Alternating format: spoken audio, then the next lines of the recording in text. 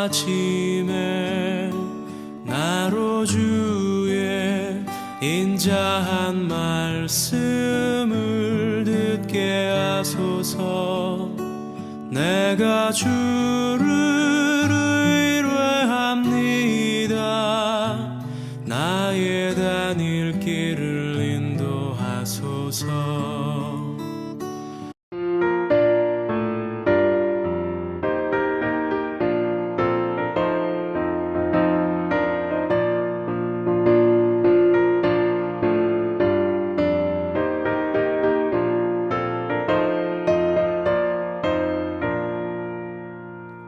죄에서 자유를 얻게 하는 보혈의 능력, 주의 보혈. 시험을 이기고 승리하니 참 놀라운 능력이로다. 주의 보혈 능력이 또다. 주의 피 믿어. 주의 보혈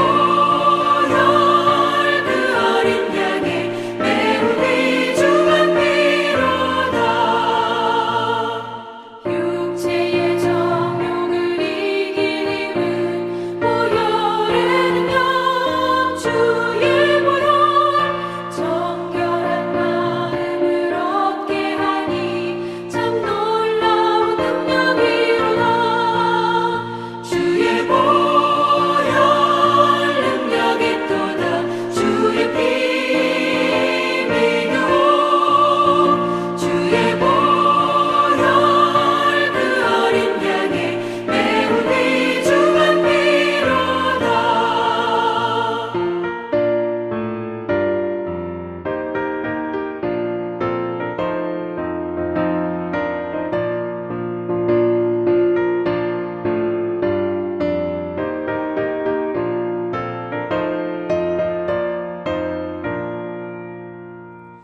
눈보다 더 희게 밝히는 것 보혈의 능력. 주의 보혈 부정한 모든 것 밝히시니 참 놀라운 능력이로다.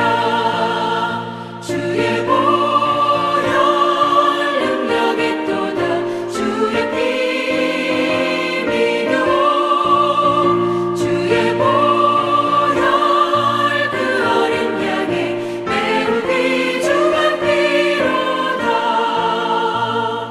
구주의 복음을 전할 제목 보혈의 능력. 주의 보혈 날마다 나에게 찬송 주니 참 놀라운 능력이로다. 주의 보혈 능력이 또다. 주의 피 믿어. 주의 보혈 그 어린 양의 매우 귀중한 피로다.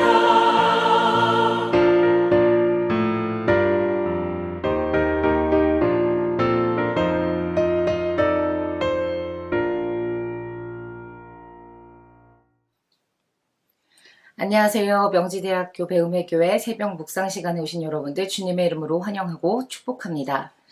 하나님 마음에 합한 자라 불려지며 평생 하나님만을 올곧게 믿을 것 같았던 다윗에게도 흑역사가 생깁니다. 바로 밧세바 사건이죠.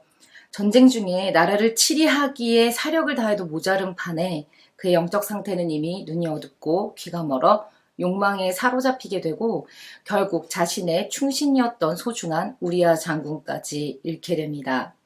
그때 나단 선지자가 와서 다윗의 죄를 지적합니다. 이를 듣고 그가 발뺌을 하거나 분을 내는 것이 아니라 회개를 합니다. 자신이 지은 죄를 온전히 시인하고 하나님 앞에 죄의 사함을 구합니다.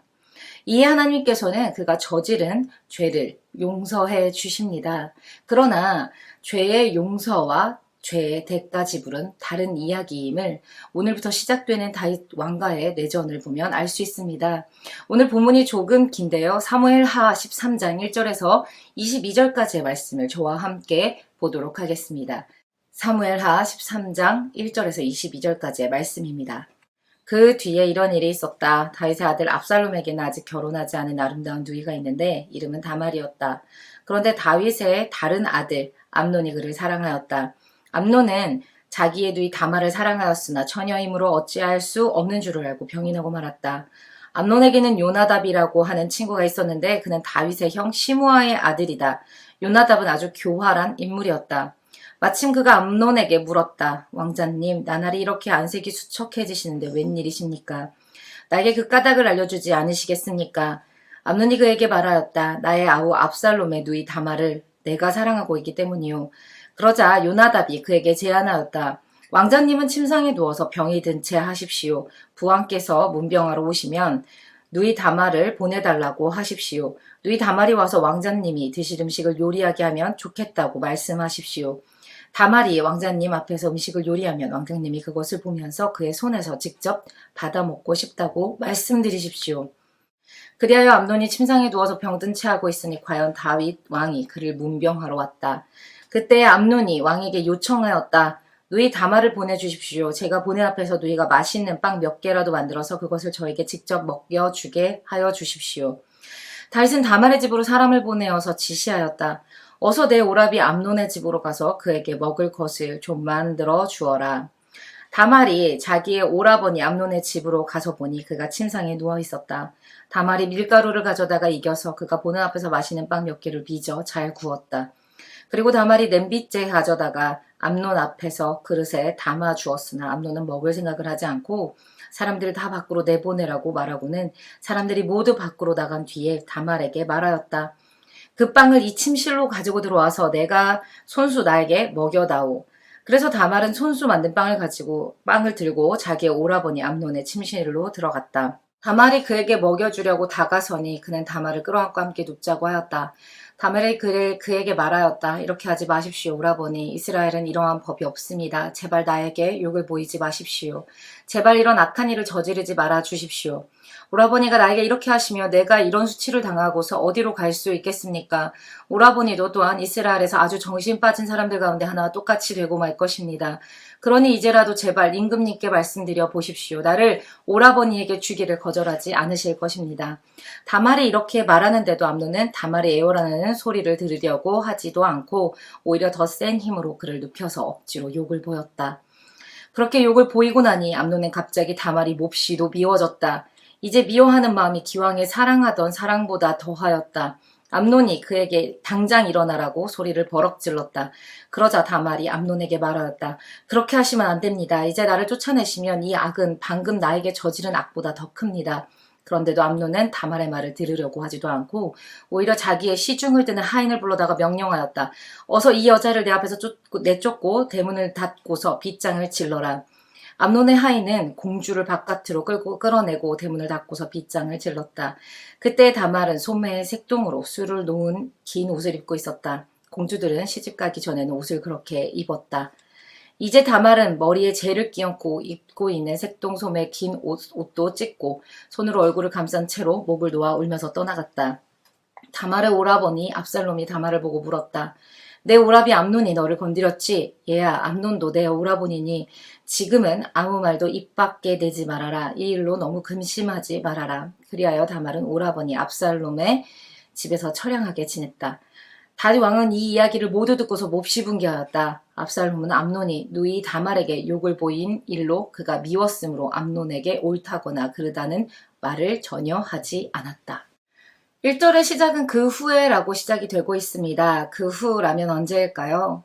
앞서 말씀드렸던 밧세바를 범하고 난 이후에 나단 선지자에게 자신이 지은 너무 잔인하고 추악한 죄의 민낯을 보았을 때입니다. 다윗의 철저한 회개로 인해 죄에 대한 용서는 하나님께서 해주셨지만 그 죄로 인한 대가는 여전히 그가 지불해야만 했습니다. 사무엘하 12장 10절에서 12절을 보시면요. 너는 이렇게 나를 무시하여 햇사람 우리아의 아내를 빼앗아다가 내 아내로 삼았으므로 이제부터는 영영 내 집안에서 칼부림이 떠나지 않을 것이다. 주님께서는 또 이렇게 말씀하십니다. 내가 너의 집안에 재앙을 일으키고 내가 보는 앞에서 내가 너의 아내들도 빼앗아 너와 가까운 사람에게 주어서 그가 대낮에 너의 아내들을 욕보이게 하겠다. 너는 비록 몰래 그런 일을 하였지만 나는 대낮에 온 이스라엘이 바라보는 앞에서 이 일을 하겠다라고 하시면서 13장부터 이 일들이 쭉 벌어지는 것을 볼 수 있습니다. 하나님이 죄를 지으면 이렇게 혼을 낼 것이다. 엄한 경고를 하는 것으로 볼 수도 있는데요. 전 이 부분을 읽을 때에 죄에 대한 무게를 말씀하시는 것이라는 생각이 들었습니다. 그래서 더욱 죄 짓는 것을 가볍게 여겨 죄 짓고 회개하면 되지라는 안일한 생각으로 지내면 안 될 것입니다. 하나님께서는 죄 용서에 관해 용서는 용서함으로 끝나는 것이 아닌 죄의 삭은 사망이라는 무게로 알려주십니다. 죄 용서는 용서이나 그 대가는 반드시 지불되어야 한다는 것이죠. 그러하기에 십자가를 지실 수밖에 없으셨던 것이라 생각이 됩니다. 죄 용서와 더불어 죄의 무거운 그 무게를 친히 담당하시려 말이죠. 다윗의 일로 인해 하나님은 다윗 스스로가 그 뼈아픈 아픔을 느끼게 하십니다. 먼저는 앞서 보셨듯이 그때 범한 이후 얻은 아들의 죽음과 그리고 오늘 자신의 딸 다말의 성폭행 사건이 벌어지는 내용입니다. 그런데 성경에 조금 눈여겨볼 것이 있습니다. 다말을 소개함에 있어 다윗의 딸이 아닌 다윗의 아들 압살롬의 누이로 소개를 하고 있습니다. 오늘 이 사건의 주인공인 암논은 다윗의 아들로 소개가 되어 있으나 정작 아직 등장하지도 않은 압살롬을 굳이 등장시켜 암논의 욕망으로 다말을 범한 사건보다 더 큰 배후가 깔려 있다라는 전제가 들어가는 것 같습니다. 바로 다윗과 압살롬의 이야기로 말이죠. 왜냐하면 다말을 사랑한 암논이 상사병에 걸려 하루하루 수척해가는 가운데 아주 교활한 자라고 설명까지 붙여 등장하는 한 인물, 바로 이새의 셋째 아들 삼마라 불리우는 시므아의 아들 요나답이 등장하면서입니다. 그가 이 사건에 다윗을 끌어들이는 것을 5절 이하부터 볼 수 있습니다. 암논은 첫째 오빠입니다. 그래서 이 오빠가 아프니까 너 와서 시중 좀 들어다오 해도 될 일을 굳이 다윗 왕에게 먼저 아픈 척을 하고 왕에게 다말을 불러달라 요청을 해서 왕이 다말을 보내게끔 하라는 것입니다. 이에 다윗은 자신의 딸을 내어주게 된 장본인이 됩니다. 물론 알고 행한 일은 아닙니다. 오늘 읽게 될 암몬의 죽음에서도 자신은 모르게 그 일을 또 도와주는 연결고리가 된 것처럼 말이죠. 만약에 이전에 하나님 앞에서 수금을 타며 예배하기를 즐겨하고 하나님의 인지 안에 머물던 다윗이었다면 전쟁에 나가기 전 어떤 일을 행하기 전 항상 하나님께 묻고 그 답을 듣기를 즐겨하던 다윗이었다면 어땠을까요? 앞에서부터 읽는 다윗은 이전의 다윗의 모습과 너무 달라 낯설기까지 합니다. 다윗은 이미 밧세바를 범할 때부터 눈이 가리워져 있고 귀가 먼 상태였습니다. 영적으로 둔하기 짝이 없던 상태였던 것입니다. 그러하기에 말도 안 되는 암논의 요구를 들어주고 압살롬의 요구를 들어주게 되었으며 심지어 이 모든 일에 연류가 되어버린 상황이었던 것입니다. 그렇게 다말은 암논의 힘의 제압으로 인해 몹쓸 짓을 당하게 됩니다.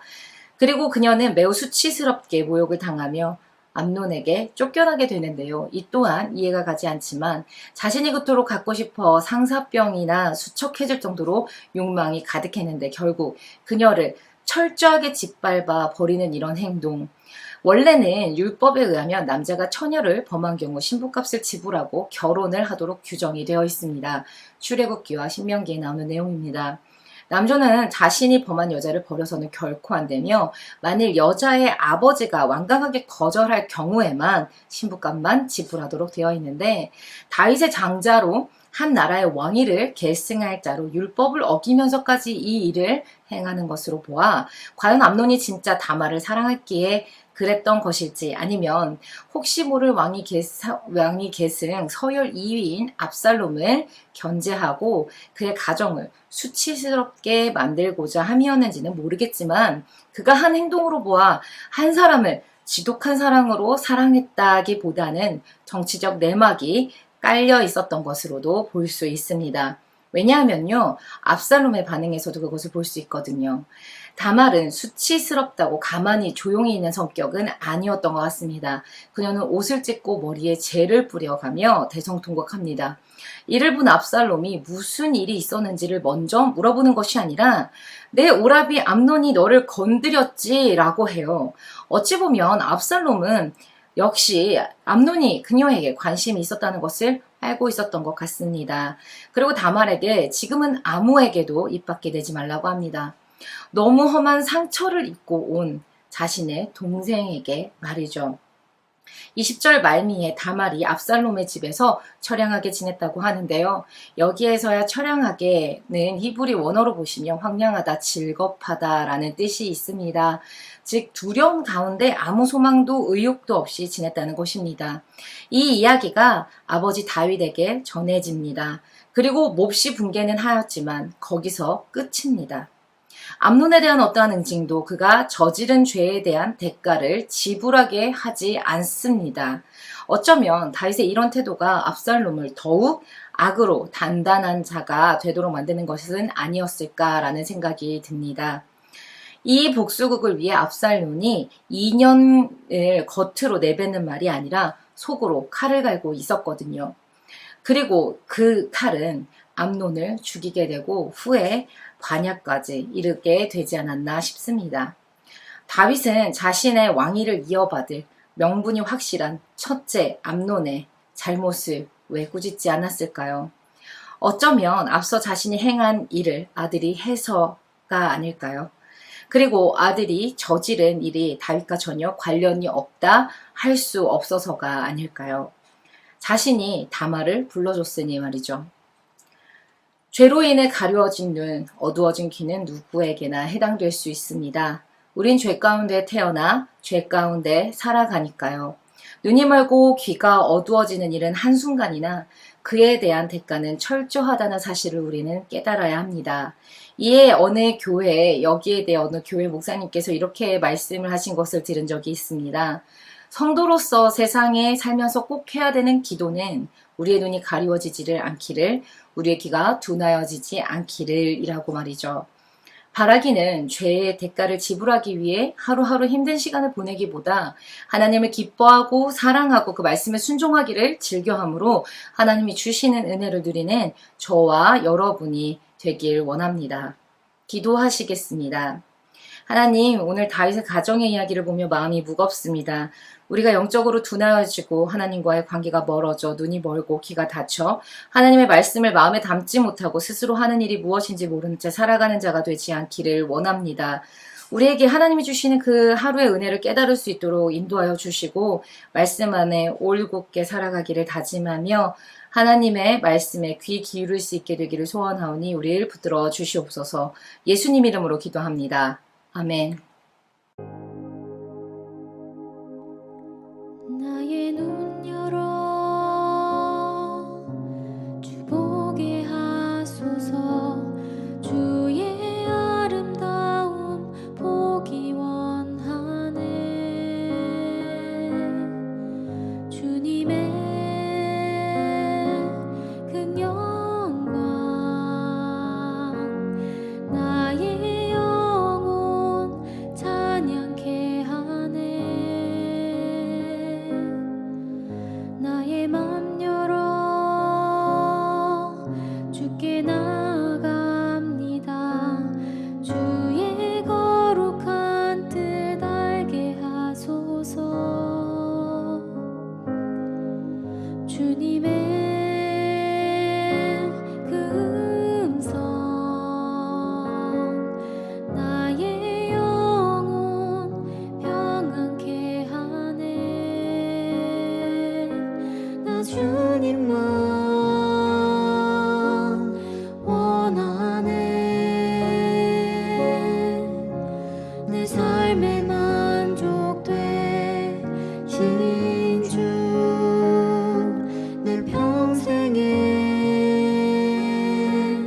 소원 내 주님을 더 사랑하는 것.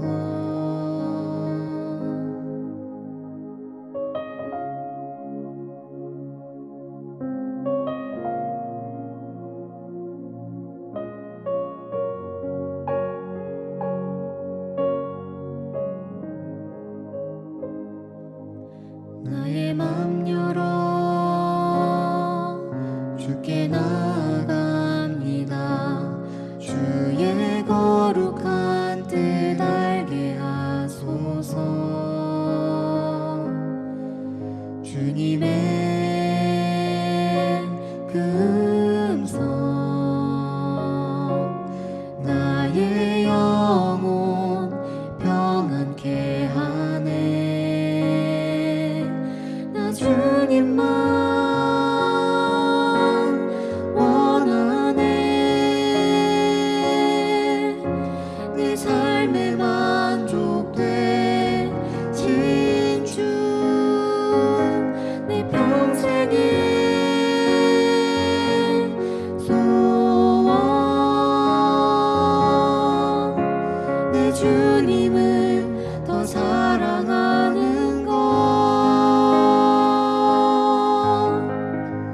나의 마음 다해 주님을 경배해 내 삶 받으소서.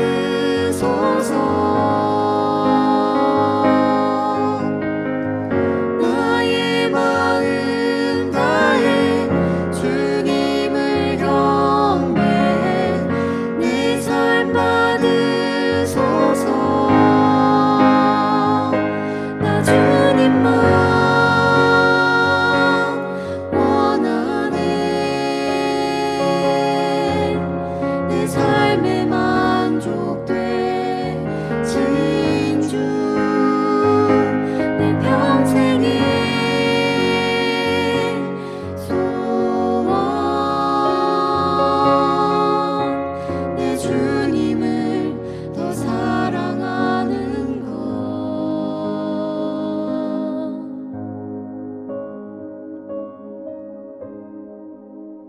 나의 눈